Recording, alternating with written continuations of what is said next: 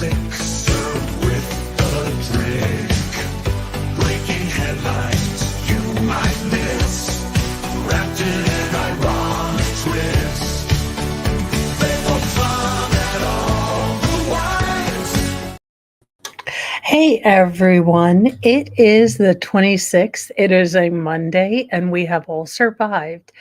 So, however you wish to reward yourself on this Monday morning or Monday evening or morning, depending on where you are, then I say go for it.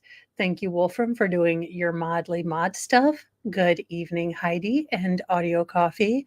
And we actually have some good news because let me tell you, this morning I was looking for not terrible, terrible news. And I swear to goodness, I was not finding anything. So I'm glad I at least have some good stories for you guys. Good evening, Stacy Smith. And see, there you go, Audio Coffee. I was right. It's Tuesday somewhere. Our first story is a sports story, but Matt Fitzpatrick lost it on a PGA Tour official after a quote unquote outrageous ruling as he misses out on a $25 million tournament. Well, I mean, look, Mr. Fitzpatrick, you did better at me than golf. I don't know if you should take that home as a win. Probably isn't worth, 25 million to you, but you're better at golf than me. Matt Fitzpatrick's PGA Tour season ended on an angry note Sunday. The Englishman failed to make the top 30 and advanced to Eastlake for the season ending PGA Tour Championship. And in part, a defective driver and a dubious ruling are to blame. Fitzpatrick fueled with PGA officials on the eighth hole Sunday at the BMW Championship over switching drivers after his had a visible crack in it. Yes, smallest, violin. Yes, absolutely, Heidi. I think, like him, lump him, or dislike him, President Trump actually taking time to have a moment of silence to lay a wreath is the first recognition that those soldiers have had since President Biden was too busy looking at his phone during the dignified transfer. So, absolutely, yes. I didn't include that story in Nightly Newsy News, but absolutely, you can dislike a lot of things about how braggadocious and bombastic Trump is, but, he took time to honor those people, those service members. And, absolutely class act right there. So let's see. I mean, I didn't know you couldn't change golf clubs in the middle of golf tournament play. I kind of figured you had a whole bag of clubs that you could change, but officials ruled that the crack was not significant enough to warrant Fitzpatrick switching to a new driver head. Fitzpatrick complained that the decision was outrageous and an absolute joke as he went on to hook his drive on number 8 to the left, about 50 yards shorter than it's gone all day.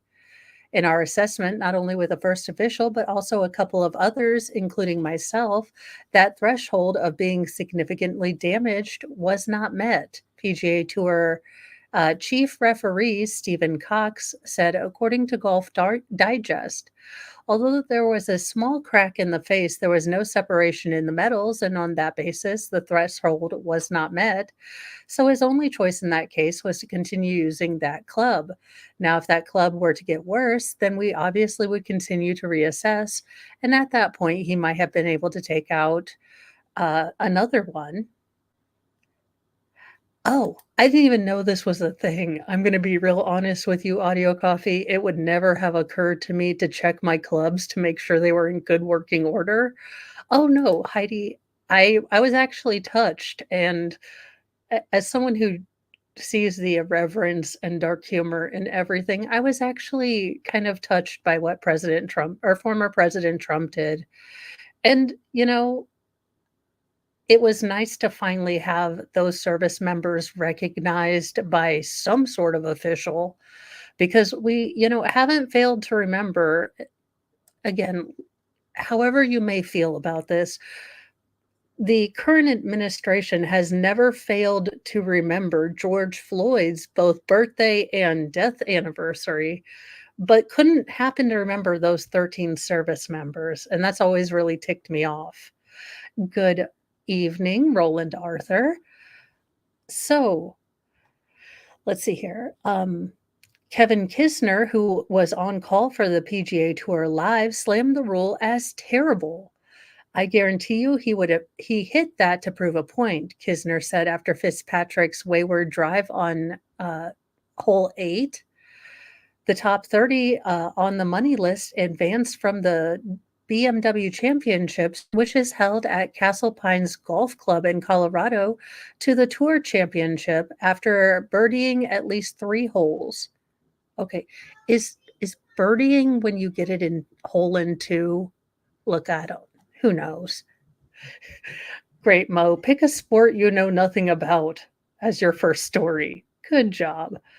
The Tour Championship, the final event of the FedEx Cup playoffs, is lucrative as the prize pool is $25 million going to the winner, and even the player who finishes last gets $550,000.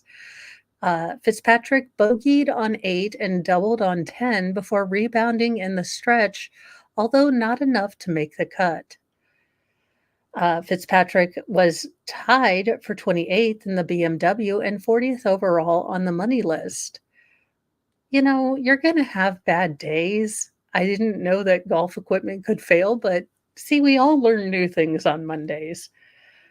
Speaking of a new thing you might need to learn, apparently the more highly educated you are, the less close friends you're going to have. Wolfram, I could probably answer that better than I could any golf question. Gonna be real honest with you, and even that would be a lie. Good evening, Deviance Moore. A stark social divide. Adults without college degrees are likely to have no close friends. Well, as a twice college dropout, I consider all of you guys friends, and screw you, survey. Don't make me feel bad about myself. I've got that covered. Nearly all U.S. adults used to have close friends. In the 1990s, the share of the population that said that they didn't was low and roughly the same no matter anyone's educational level. Just 2% for people with college degrees and 3% without. But a recent survey suggests that the share has risen overall, particularly among those who did not graduate from college, creating a kind of class divide in people's level of social engagement and connection. Nearly a quarter of U.S. adults with a high school diploma or lower education said they have no close friends. The number was higher for African American adults in that group, 35%. Now, just 10% of people with college degrees said the same. I'm not finding a correlation other than all of your friends are in debt too. Like, oh, you have student loans? I too have student loans. What was your degree for? Underwater basket weaving. What was your degree for? Modern feminist dance theory. Ah, so we're never going to pay our loans back, are we? Nope. No, we're not. The findings come from a survey of about 6,600 adults conducted by the Survey Center for American Life, a nonprofit that researches how people's lives are shaped by culture, politics, and technology. Our social fabric seems to have 2 layers now, said Daniel Cox, the center's director and co-author of a report published this week summarizing the findings. It has one for college-educated folks that seems to be relatively intact, and then those without college degrees, which seem to be in tatters. The findings come amid a documented rise in social isolation nationwide. Around 30% of adults said they felt lonely at least once per week over the past year, and 10% said they are lonely every day, according to a January poll from the American Psychiatric Association. The U.S. Surgeon General declared loneliness an epidemic last year, citing links to heart disease, stroke, dementia, and premature death. San Mateo County, California, which includes part of Silicon Valley, subsequently declared a public health emergency over the high rates of loneliness among residents. There's been a considerable decline in atrophy in American social connection, said Cox, who is also a senior fellow of polling and public opinion at American Enterprise Institute, a conservative Washington think tank, adding that the panorama. Well, look, here's the problem with this. We shut down the daggone country for 2 years. And then you have people like me who are socially awkward and introverted who maybe are having a hard time learning to people again. Maybe if we had events where it wasn't all crazy, or you stopped destroying every single movie that one could be even halfway excited to go see because we had to stuff the message in anytime you know, we got a good story, or we're going to make a Lord of the Rings story, a new animated movie about a girl boss who Tolkien didn't even name. But she now will become the hero that, Tolkien maybe forgot to write. We have lost social cohesion because we don't have those kind of cultural touchstones anymore. We have diversified. And you know what? It's hard to I have bunches of friends who don't have college degrees, but we're all busy. I think friendship changes as you're an adult. I have friends that I text a lot. I have a friend that I text in the neighborhood. We could see each other every day, but we're both very busy. And one of the sad parts about being an adult is you get out of relationships what you put in. And, you actually have to learn to grow with people. You have to make friends in your new interests. You have to understand things like this. Well, dang it. I'm moving I'm moving to the Netherlands.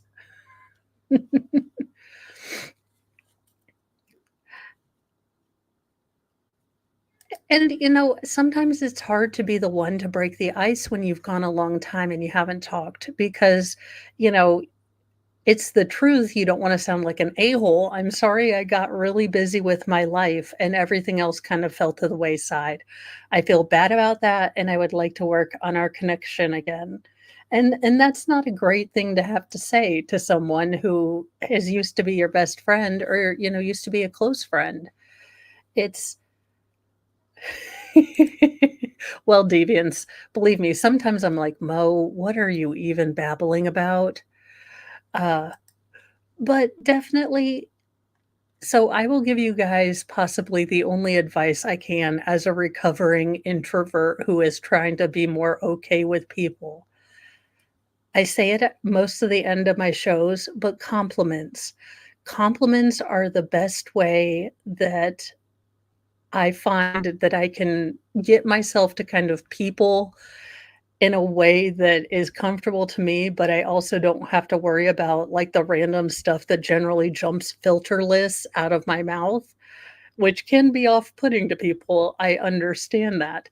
So, complimenting random people I see, telling people, "Have a nice day," or being kind to people, that's what I'm trying to do. I I love that yeah, we talked about that observation station. I will say that I thought it was a very classy move, what former President Trump did. And, you can disagree with him on every other political thing, but absolutely what a classy move. What recognition for these service members that have not gotten any formal acknowledgement since Biden was so busy on the tarmac that he couldn't be bothered to stop checking his watch.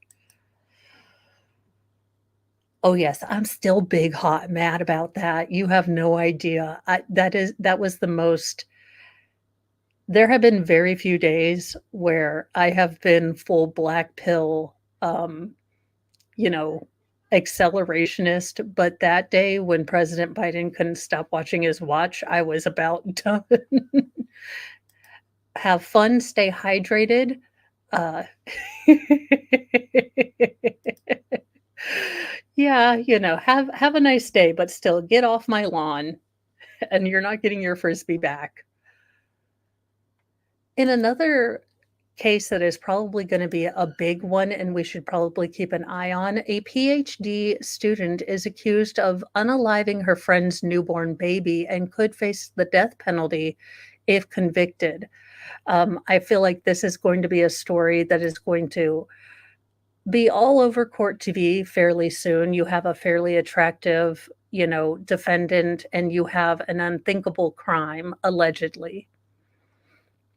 A PhD student charged with unaliving her friend's newborn baby and injuring his infant twin brother could face the death penalty if she's convicted of the horrific crime, according to Pennsylvania prosecutors. The Allegheny District Attorney's Office revealed in court Friday it plans to seek capital punishment against Nicole Vrizzi, who allegedly caused such damage to the skull of a 6-week-old Leon Katz that he passed away while she was babysitting for the family or for her friend uh, in her friend's family's Pittsburgh area home. Now, Verizzi was 30 and she was watching the baby after Leon's parents, Ethan Katz and his wife, Savannah Roberts, took his twin sibling, Ari, to the hospital for injuries that the California woman was later also accused of inflicting. Oh, you're totally okay. Let's see. Now, if she is innocent right now of these horrific crimes, but if it's proven that she did this, I mean, chick, not only not Snake Island for you, but center of the damned sun. Just absolutely cannot with people who attack children. Prosecutors filed notice that they intend to pursue the death penalty in the June 15th homicide, citing various aggravating factors for the rare step, including allegedly committing the homicides by means of torture, the Pittsburgh Post-Gazette reported.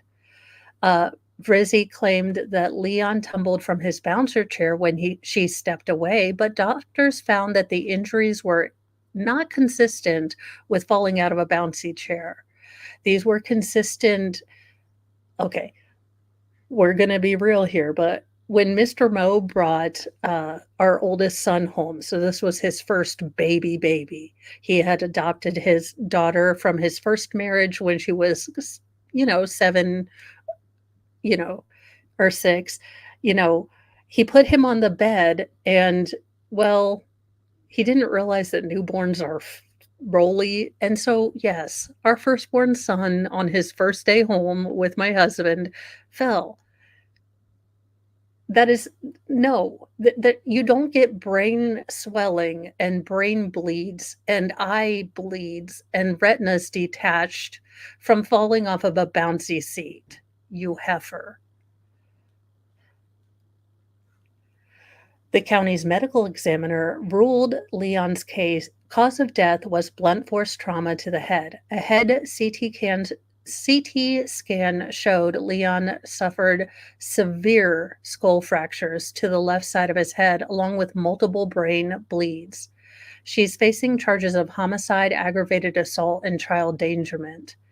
Vrizzi, who was reportedly a clinical psychology student at UC San Diego's joint doctoral program, was referred to as a trusted family friend in a fundraising page established in the aftermath of the death. While Vrizzi hails from California, she was staying in the Pittsburgh area B&B at the time of the unaliving. Vrizzi's attorney, David Schrenger, said last month that his client was devastated by Leon's death while claiming she was innocent. If there was something she would want to convey, it would be the absolute horrible pain that she's feeling. her lawyer said to the paper. These were her close friends. No woman is currently on death row in Pennsylvania, and Governor Josh Shapiro, a Democrat, has vowed not to sign off on any death warrant while he's in office. Vrizzi did not appear during her formal arraignment Friday and waived a preliminary hearing last month.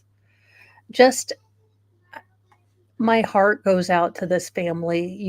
You think you know someone, and you think you know every part of them, being your best friend, being a close family friend, and to have this betrayed, I I have no idea. I'd flip-flop on that. Yeah, once is an accident, twice is a pattern. The parents were already having to go to the hospital because you done hurt another kid. Now, why the hell they would leave you with the other kid, I don't know. Oh my goodness, audio coffee. I may be talking to you. I spend way too much in Joann's Fabrics. I think they have a picture of me up. I'm sure Mr. Mo has talked to them. It's kind of have enough fabric in there to start my own third world country.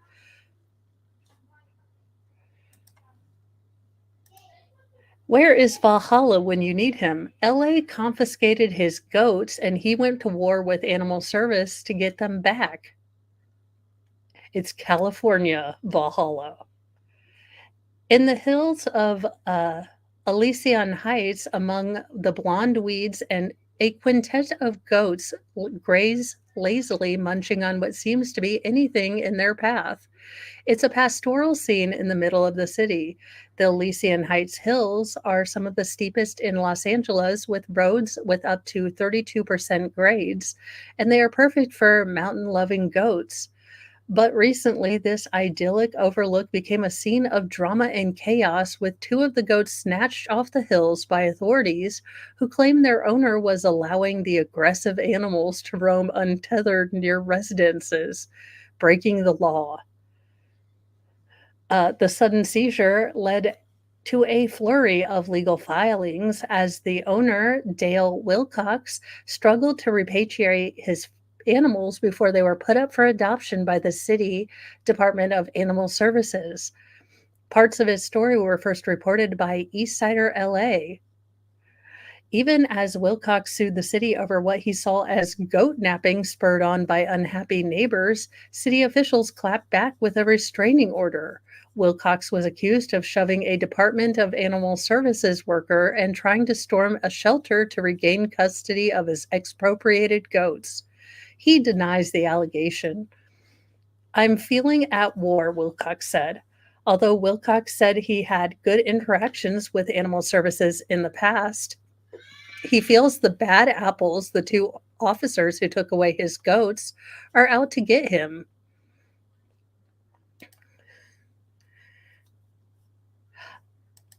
I'm telling you, look, they give us those coupons. It's entrapment. You get 40% off something not on sale, and then you remember 5 other things.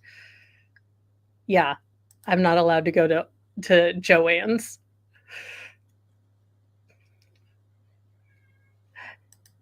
Yeah, he does. But I'm sorry she can't enjoy what she used to really like. Though okay, the Department of Animal Services declined to comment because of pending litigation. Wilcox says he uses his 5 goats for a goatscaping business, not entirely uncommon in California, like landscaping but with goats. Well, as long as it's not goatscaping, but it was as long as they didn't say it's like manscaping but with goats. As long as we keep it to landscaping, this is a family-friendly show. The animals cleared land of unwanted brush, branches, and grass, and whoever rents them gets to watch the goats peacefully at work munching away. Wilcox got Frosty, a chunky goat the color of a softly toasted marshmallow, in 2021 when he lived in Northern California. In 2022, he moved to Riverside with Frosty and Frosty's new friend Pepe. He expanded his herd further than that, adding Beatrice and Benito, who begat Melly. So we've got Frosty, we've got Pepe, we've got Beatrice and Benito, and Melly. His love of animals began when he was young. He grew up with dogs, cats, and a parakeet, and a parrot who lived to be 60. A close friend had a goat, and Wilcox and his brother learned to milk the animal. When he was at Pacific Union College in the 1980s, Wilcox liked to visit a Russian great uncle who owned goats. Wilcox would drink goat milk. There you go. Decades later, Wilcox thought he would buy his first goat, and the first property he had, Frosty Goatscape, was the same place where Wilcox milked a goat back when he was 8 years old. It felt like kismet. It's really the circle of life. Disney, don't make this into an animated movie. Wilcox says he brings the goats from Riverside to Los Angeles to work for his business, Goatscaping LA. He also rents a place in Elysian Heights where he keeps a goat shed and supplies for his bee rescue business. Despite the Elysian Heights address, Wilcox says he and the goats live in Riverside. It's not clear how much time the animals spend in Los Angeles, but neighbors said that Wilcox and the goats appear to live at the Elysian Heights address. What's clear to his Los Angeles neighbors, however, is that goats in the middle of a city can cause problems. Wilcox's next door neighbors have so many negative experiences with goats and their owner that they filed for a restraining order, according to court documents. We love animals, Andrew Pascadero, 77, who has lived in the house next to Wilcox's property for more than 3 decades, but it's become a total nuisance. The goats have gotten loose half a dozen times, and Pascatero's family has helped Wilcox round them up using brooms. The goats have also attacked the neighbors and climbed on top of their car in a shared driveway to eat leaves off an overhanging tree. Pascatero wrote in his August 7th filing. The most shocking incident came one night when neighbors were about to go to sleep and their daughters and grandchildren were visiting. 5 goats just ambled into their living room. Okay, to be fair, yeah, keep your kids out of other people's houses. I was astonished. You don't expect them in your house, Pascadero said. He called his wife Zuzka into the bedroom. He was frozen in his chair. The goats were in the living room, walking slowly around, smelling things. After that, I had to clean the house because they pooped everywhere. Okay, to be fair, dude, I'd be pissed off if I had to clean my house because goats came in and pooed in it. I'm just gonna tell you, you'd be receiving a very nasty voicemail and or ring doorbell video. Now, Wilcox says that the Pascaderos are, quote, using our already overburdened court system for foolishness. Dude, your goats done went into their house and pooed everywhere. I don't think that that's I mean, if you didn't get them a muffin basket, I don't know. Yeah, I'd keep the goats, just not near people. Apparently, goats give no Fs. They were like, I'm going to go to your living room. The animals have also caused issues with Wilcox's landlady, whose tip to animal service officers led to last month's seizures of Wilcox's goats. She was frustrated he was allowing the creatures to roam unsecured on her property.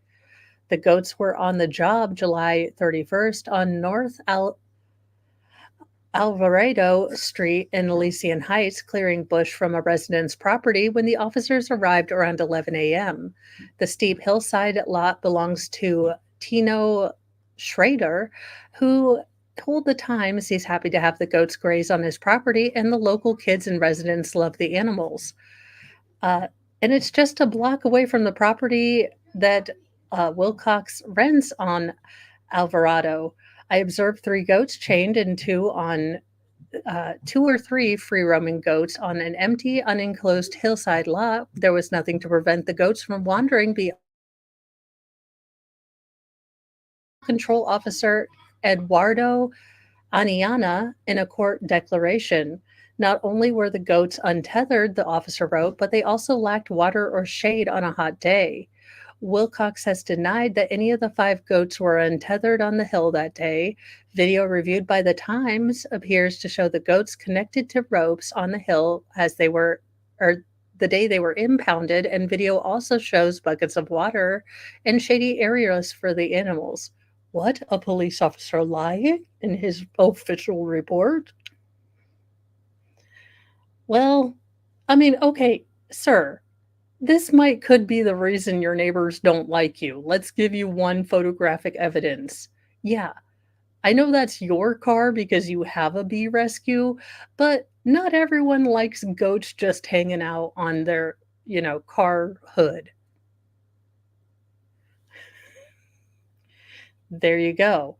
So, looks like they're still in court. The goats are, well, doing goat things. But dude, take your goats away from people who don't want to be messed with.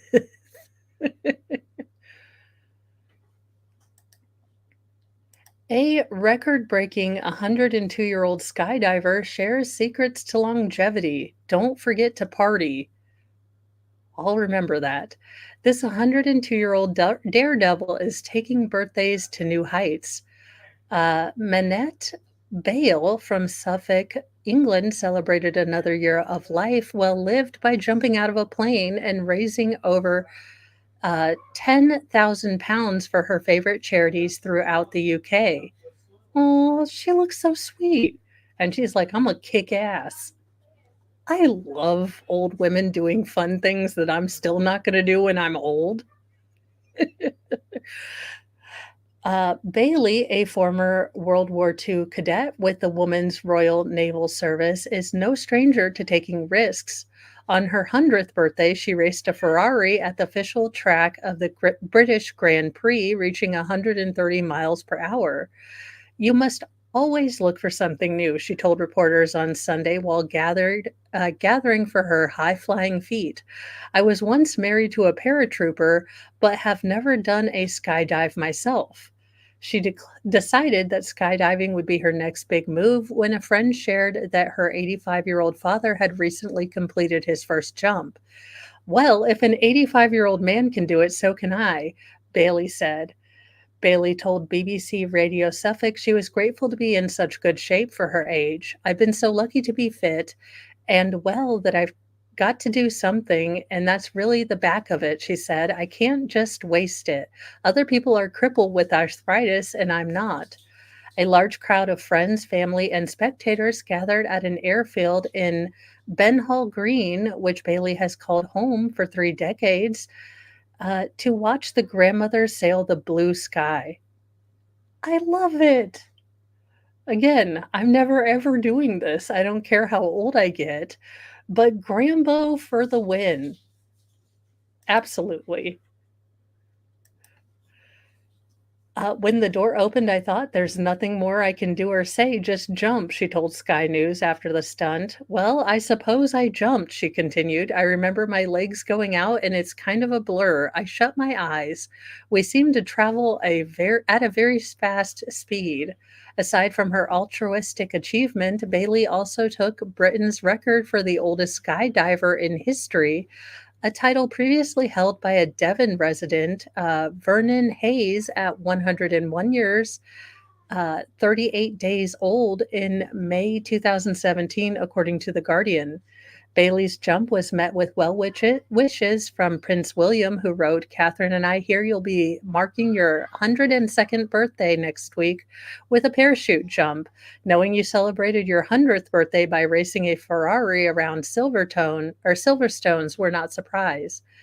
The money Bailey raised will be going to support aid organizations within her local community, particularly East Anglian Air Ambulance, whose first responders saved her son's life after a car accident in 1969. Added the Duke of Cambridge in his letter, from my time with the East Anglian Air Ambulance, I know how many lives are saved due to the generosity of people like you. Bailey said she couldn't have lived this long without support from her loved ones, but that's not all it takes, she told BBC Radio. Keep busy, be interested in everything, be kind to those around you, and let them be kind to you, she advised, and don't forget to party. So there you go.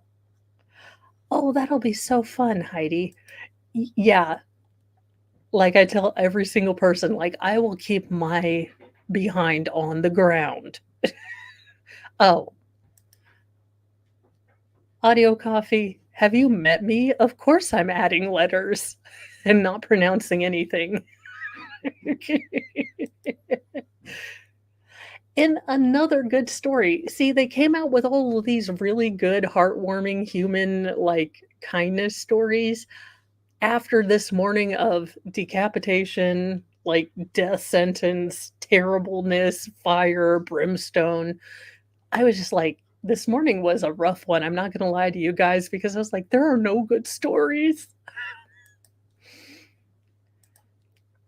Teen leukemia survivor meets life-saving donor for the first time in tearful New York City encounter. He's a godsend. For 18-year-old leukemia survivor Elijah John, it was a meeting he wasn't sure would ever happen. The Brooklyn native and his family gathered at Manhattan's Pier 57 in Chelsea on a sunny August afternoon Saturday to meet Nicholas Miranda Newberry, the man who donated his bone marrow to save the teen's life 3 years ago. Look at this. Oh my gosh, I love happy stories like this. Quote, "He's a godsend. That's the best way to say it. Nicholas is a godsend," said Elijah's father, Carl John, a property manager in Brooklyn. John was first diagnosed with leukemia in November 2020 at 14 years old after he contracted a toothache that wouldn't heal. A trip to the dentist ultimately led to a blood cancer diagnosis and a handful of subsequent surgeries, his family told the Post. He was always healthy. It wasn't something he was born with, John's father said. "We started to lose hope, to be honest with you."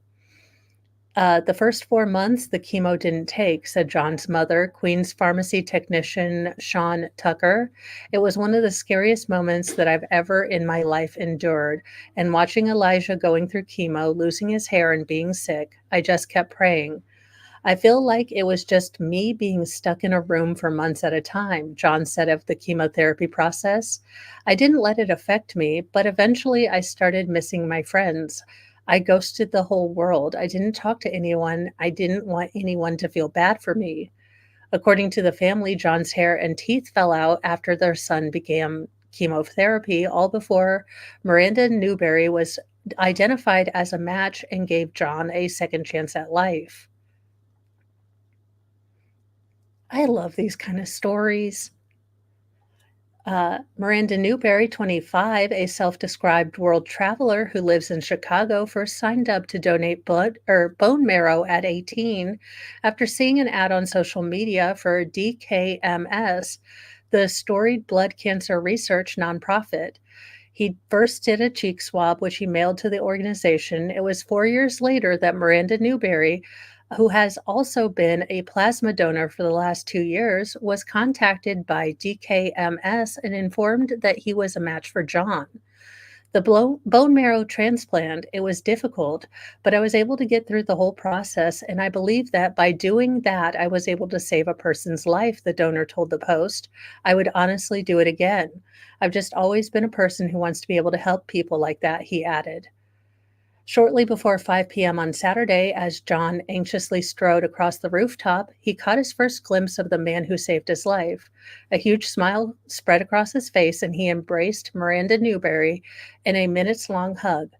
The emotionally charged moment drew tears from John's parents, who just a few years ago had feared they might lose their son to bone cancer or blood cancer, sorry. "It's unbelievable," added Tucker, 51.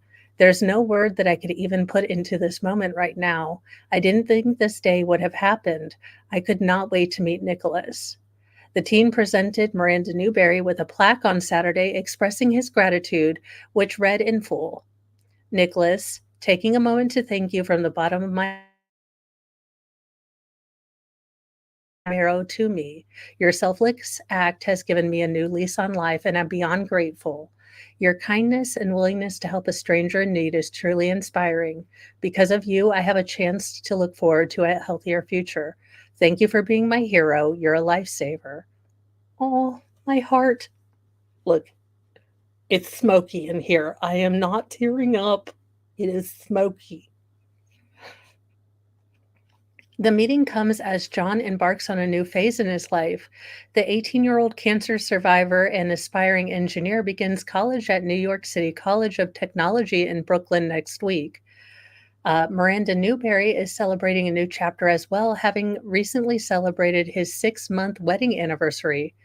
Both John's family, or the John family and Miranda Newberry, said the donor experience has forged a lifelong bond between not only Elijah and Nicholas, but between both families.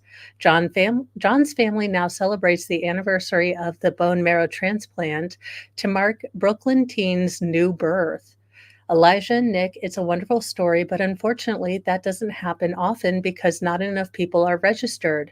So, moments like this, when you can actually see full circle from registration to donation to actual impact, is really inspirational for a lot of people. DKMS spokesperson Maya Ward said, in America, is diagnosed with a type of blood cancer every 3 minutes, a spokesperson also noted, adding that about 70% of people with blood cancers rely on donors outside their families. And I will say you from personal experience, sadly, my middle daughter was in brownies with a little girl who lost her father to leukemia. And I think every single parent, or at least I know I did, we all, did the swab thing. And gosh, I wish I was a match. I was so hoping that one of us would be a match. And it was devastating when none of us were, and unfortunately her father passed away. But if asked by anyone, I mean, you can't take it from the left leg, but I'll totally be taking you can take it from the right. Um, just, think about it. If it's something you would do, you can always go through dkms.org, and they just send out a little thing, and it's possibly the only people I've ever given my DNA to willingly. So, well, I mean, company-wise. I mean, obviously, I've made some children, so, you know, all the sharing. But definitely consider it. There are a lot of people that don't find matches through their family members. And I know that, I've talked to Mr. Mo, and if it ever came that they needed me to, go donate, I totally would. So, but it's not something I'm gonna browbeat y'all into. Yeah, I just realized that. Phrasing. In things that are more confusing today than ever, I didn't even know this was a thing, but I think it's made up. Abrosexual. Identity takes hold as more people embrace the term. Please tell me this has nothing to do with Arbor Day because I am confused. Okay, more people are identifying as an abrosexual as they discover the term on social media. Mo says stop giving people motivation to make more crazy. An abrosexual is a person whose sexuality changes over time. Oh, you mean like every single human being in the entire world?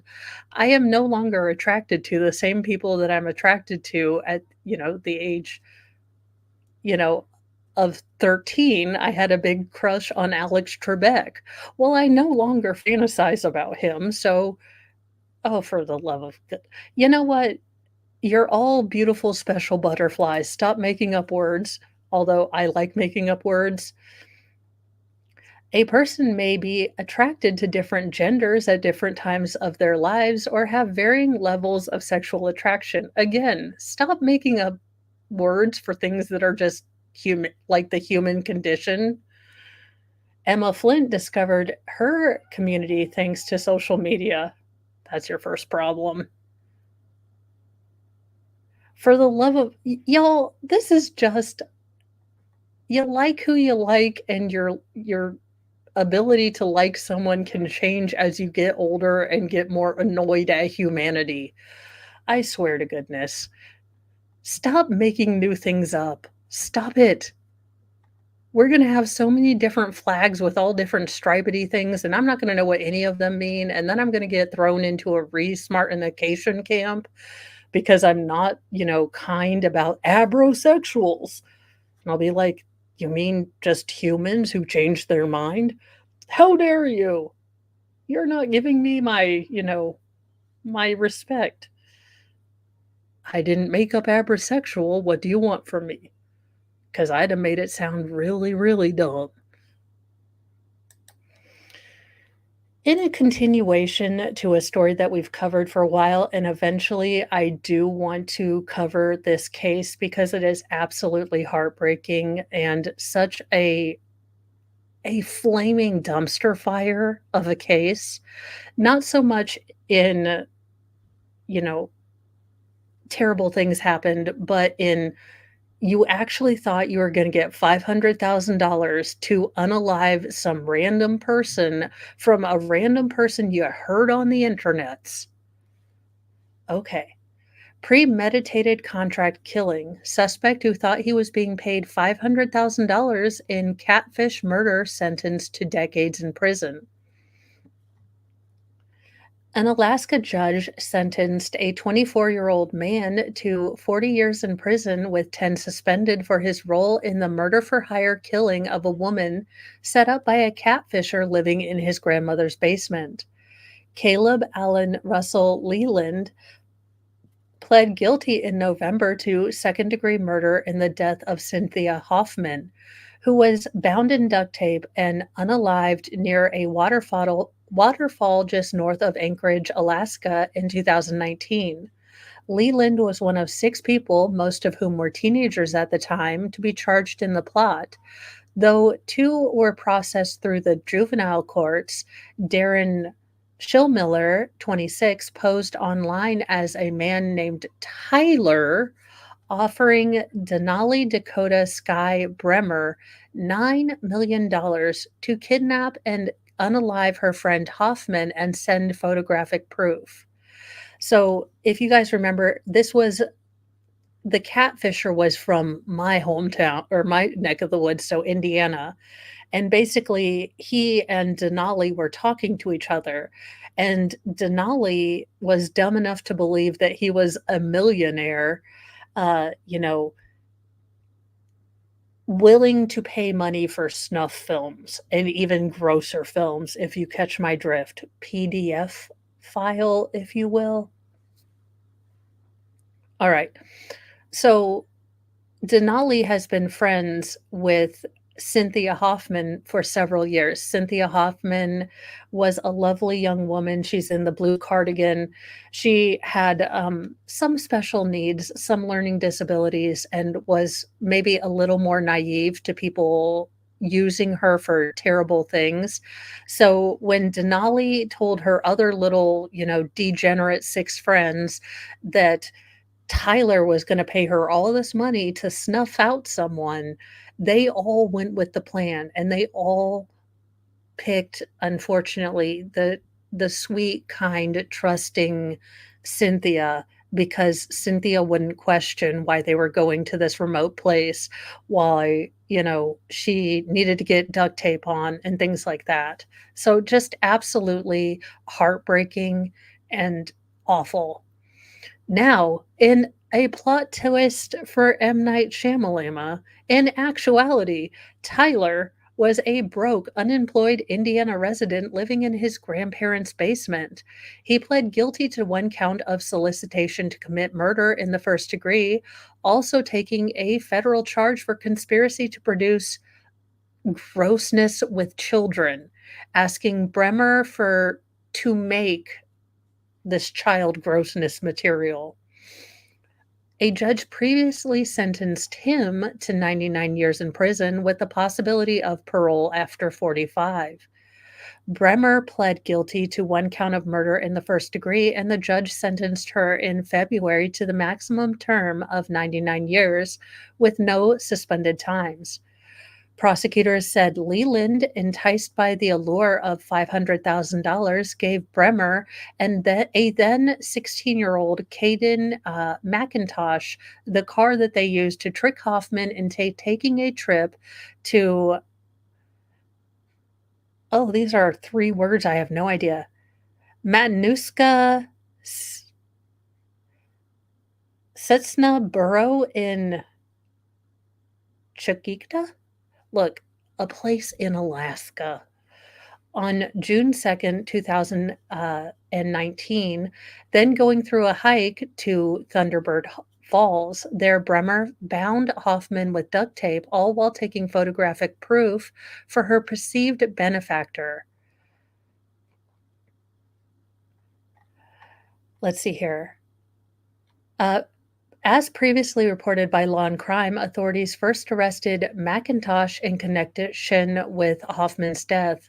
Police said he quickly confessed to being one of Bremer's accomplices in the murder, but insisted that Bremer was the one who brought the force multiplier.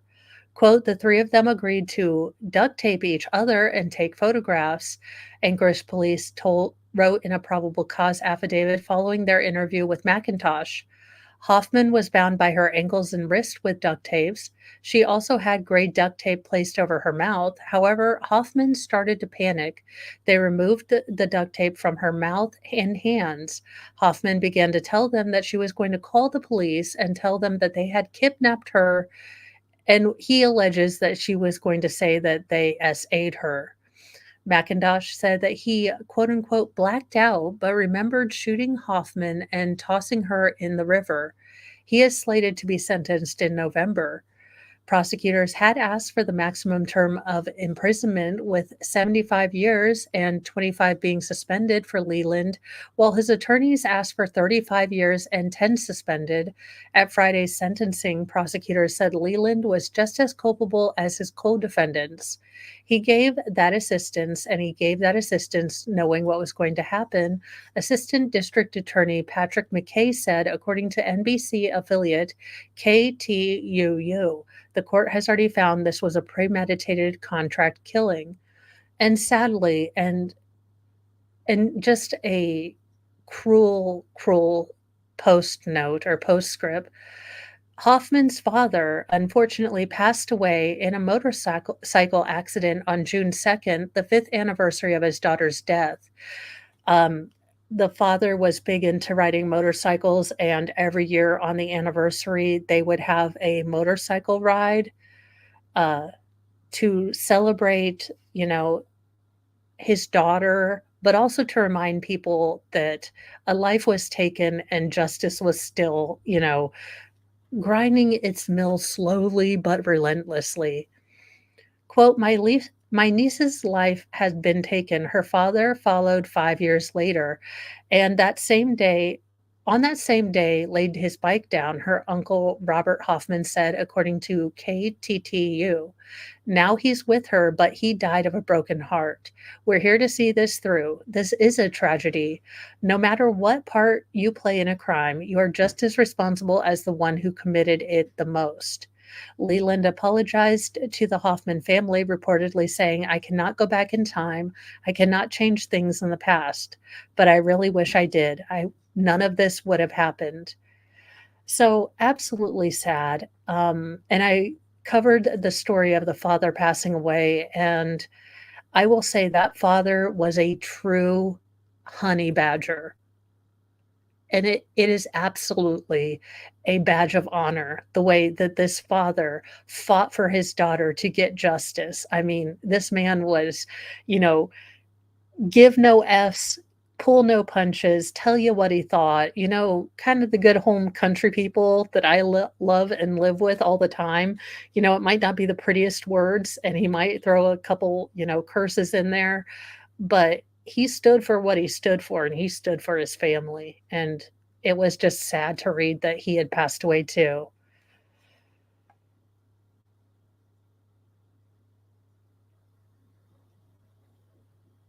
Where in our final story, Boeing's already had a pretty bad year. I don't know that you want to kick the airplane door, but okay. A passenger's epic meltdown was caught on camera as he kicks airplane door after missing his flight. I don't know. Oh, no, you probably didn't. It's hard for me to read and do comments. So, yeah, he probably will. Let's be real. He probably will.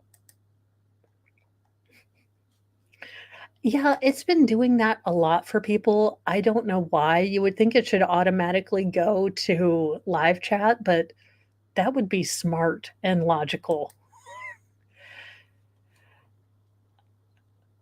I mean, okay, but if you didn't do like the con, then were you really having a meltdown? He definitely made it into the Mile Cry Club, an American tourist who has been deported from Colombia after kicking and punching an airplane because he missed his flight. The wild video was initially shared to X account at Red Mas Notas, but was reposted to Instagram, where it's currently going viral. This man had an aggressive demeanor that put both staff and other travelers at risk, said Daniel Galeo of the Colombian Air Transport Workers Union, Jam Press reported. The ruckus kicked off after the unnamed U.S. citizen reportedly showed up late to the LATAM airline flight that was slated to fly from Bogota to uh, another city on August 23rd.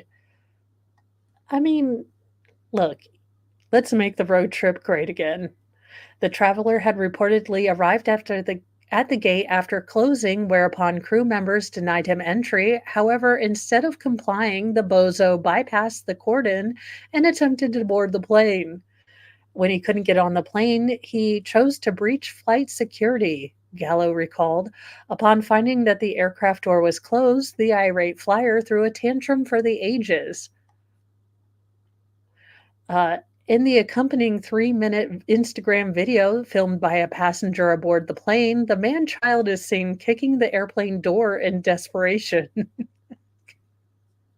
At one point, the desperate fellow drops to his knees and bangs on the window as he begs staffers to let him in. He even tries fiddling with the joystick on the boarding bridge in a last ditch attempt to get on the aircraft. Salvation came after police and security personnel apprehended the hellion and took him to the airport migration office, where he reportedly assaulted an official. The man was deported from the country within hours. Instagram viewers were shocked and appalled by the traveler's meltdown. Even if it's possible to open the door for him to board, does he think the cabin crew or the captain will allow such a crazy person to be on board? One commenter asked. Another wrote, easiest way to get on the no fly list. A former airline employee also weighed in on the man's antics. Coming from a former airline agent, it's the agent's responsibility at check-in encounter to not let anyone through if the flight is already boarding, he wrote. There's a cutoff time for you to check in at the counter once they let that passenger through, especially at the gates now that they all have to be accounted for. Shake my head.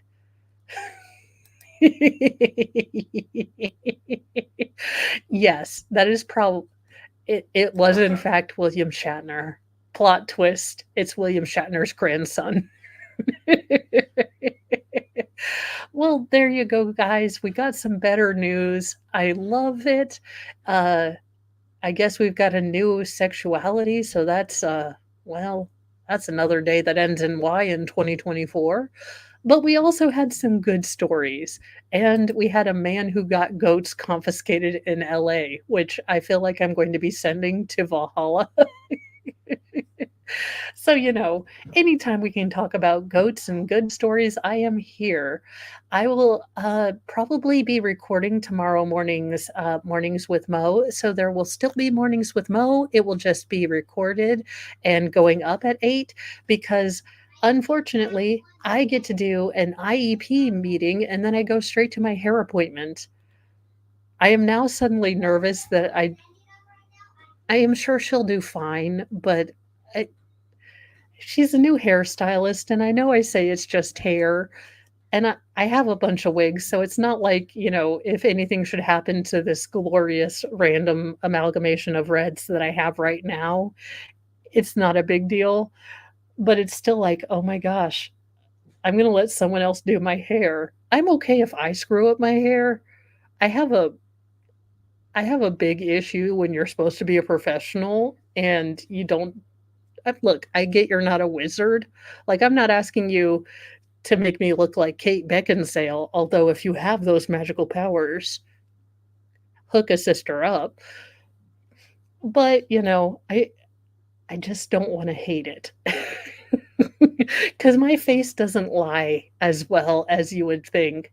I think I'll be fine as a hair color I've wanted for a while, but still, it's gonna be a long appointment. Anyhoozle, I will be having recorded things, and I will try to do tomorrow, with nightly Newsy News, but sitting in a chair all that time may or may not be great for my legs, so I will try to keep you guys updated.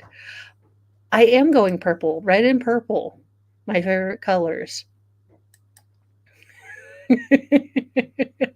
Good good evening, JKD Buck. You caught me just as I was leaving. Well, have a wonderful evening, and I will see you guys in the morning in spirit, and then I will be sitting down and just not answering any questions to anyone for 5 hours. Actually, I don't really care about the hair, but oh my god, just sitting down for 5 hours and not having to mom anyone. Yay. Anywho, I will see you guys later. Bye.